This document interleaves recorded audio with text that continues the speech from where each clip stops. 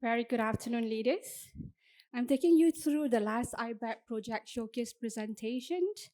And unlike the first batch of ACTA fellows, they do have data, their findings of data to share with you.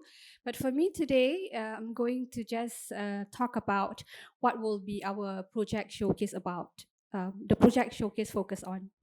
Okay. So, somewhat like Melissa, she talked about strength-based, but strength-based for Melissa, it's focusing on children. Actually, to share with you, we actually created, Melissa, Siuting, and I as a group. But Melissa wants to focus on children, and I want to focus, and Siuting and I want to focus on leaders, and thus we had to divorce. Okay. Okay.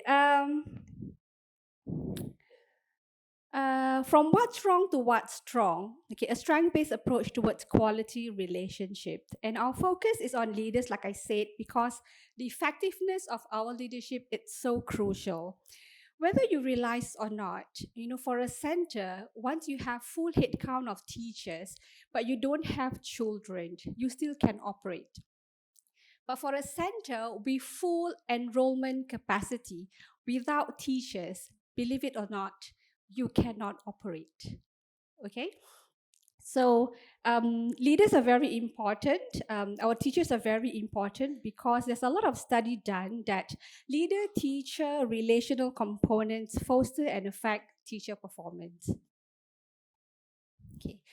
So it comes from the problem stems here that central leaders may have the tendency to focus on competency gaps and operational deficit more than acknowledging teachers' contributions and building relationship.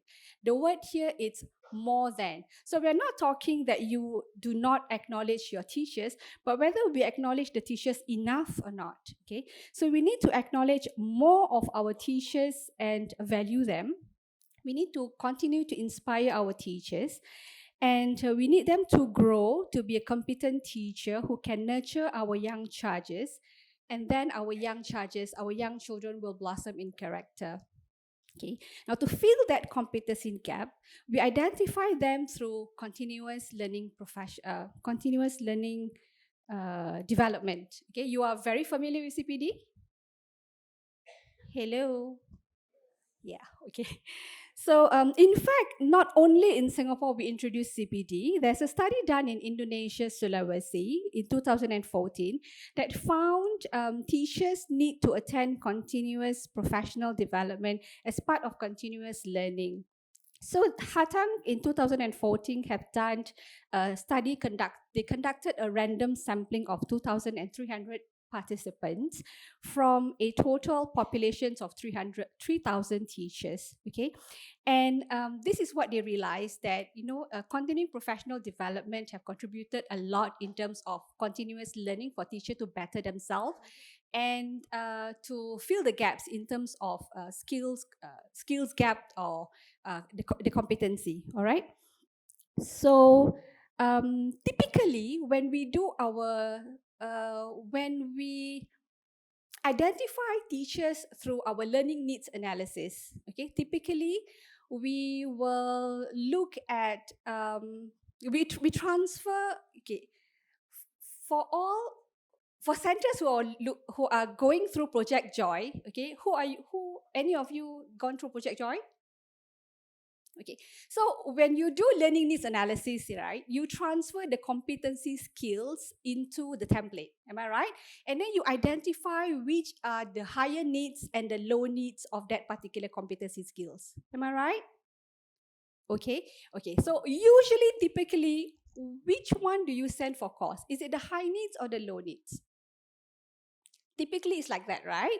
Okay, so what we are trying to shift the mindset here is to look also at the low needs, because these are strengths for the teachers. They cannot be totally forgotten. They need to be developed further from infancy to maturity. Okay, so for the second problem, we talk about day-to-day operational demands tend to steer center leaders to adopt task-based approach in their in their interaction with teachers. So we tend to focus on what needs to be done in our to-do list, and we probably lack in terms of interactions positively with our teachers. And we may be forgotten about asking how our teachers coping. Okay, so teachers' engagement and sense of empowerment and job satisfaction can be undermined, leading to attrition. So there is a study by Clara in 2016. She did a research and she points out that leadership behavior is the main factor that greatly influences school effectiveness and should not be underscored. Okay. Clara continues that school should ensure teachers are not dissatisfied with their jobs through our inability to provide an enabling environment. So it's very important for us to take care of our teachers, especially from the leader's perspective. Okay. So learning objective for our workshop, it is to help center leaders to develop self-awareness and to identify own strength and team strength. Somehow we may forgotten to identify our strength because we are too busy with tasks, our tasks, and we need to look at our team strength. We have to identify our key teachers, our lead teachers, our senior preschool teachers, to look at their strengths. Okay, more than the gaps, the competency gaps. Okay, and we are in the workshop we are introducing 3 intervention, but we want participants to work with at least 1 intervention tool to achieve greater achievement and strengthen teacher and leader relationships that lead to sector retention. Okay, so whose strength we are talking about? It's about you as a principal, you as the center leader. It's your strength. Okay, so you need to identify your key strength. You identify your maybe 2-tier leaders layer. Okay, your leader strength, and then your team strength. So we want the lead, the center to be lead, with strengths, on strengths. Okay, so the target audience, this is for senior center leader, lead teacher, and senior lead teacher. This is really of L2 category, but of course L2, it also involves beginning preschool teacher, and senior preschool teacher. So for that, it's going to be on a case-to-case basis. Okay, so ours is on 3-day sessions, but the 2 is half day. For the first full day, it is about understanding the strength-based approach. So we will tell you about the theory, the strength-based theory. You have to identify your strength and your key member strength. And then on the other half day, it's about identifying the team strength and how to use the column approach to apply and address issues.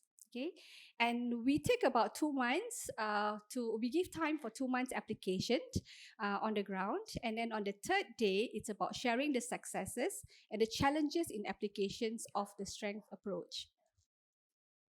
Okay, so what learners will be introduced to, part of the pre-test evaluation, we're going to do a relationship climate evaluation.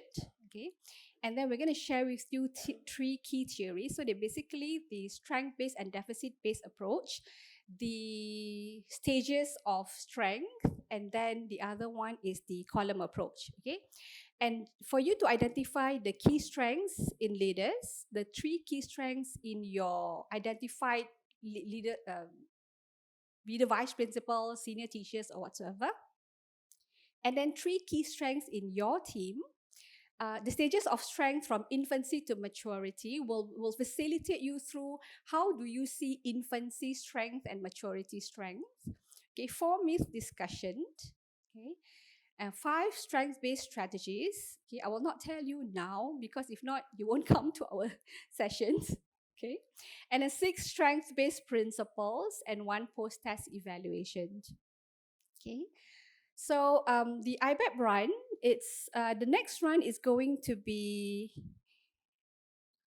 on this date, Thursday, 20th of June, and then on the 3rd run will be on the 15th of August. Like I said, we have not completed our first run. We actually gotten 13 participants to register in our first run. However, unfortunately, only 5 made it. That's because there's a lot of changes in our first run dates. Sutek and I have to do a lot of changes because of my health condition. I actually had a stroke attack on 15th of August. So it was very frightening that I lost my speech, and I didn't have my speech fluency yet. So I had to change that session, the first round, many times. So this is our second round and third round. I would say I'm back 80% in terms of speech fluency, and that's why here I am. Thank you. Okay, so the discussion and sharing that this is where I saw Alice and Yen Li. Where's Alice? Okay. Alice and Yen Li, they are from the first participant. So it was only 5 participants, but we have a very intimate discussion. So they then become more aware of their own strength. Okay, so initially they didn't realize that those are their strengths. Strength like, being cheerful. Do you think cheerful is a strength? Cheerful is contagious, you see. Okay, so cheerful is a strength, and then one of them, Yenli, mentioned that she's a goal-oriented person. So goal-oriented person can also be a strength if you look at it. Okay. So the other one we do, it's a role play, and we work a lot on case scenarios, and through games we reflect how well do we really know our leaders, okay, and our teachers for that matter. Okay, these are the key takeaway from our checkout sessions. So the takeaway are like 5 strength-based strategies that they can use when they talk to their teachers.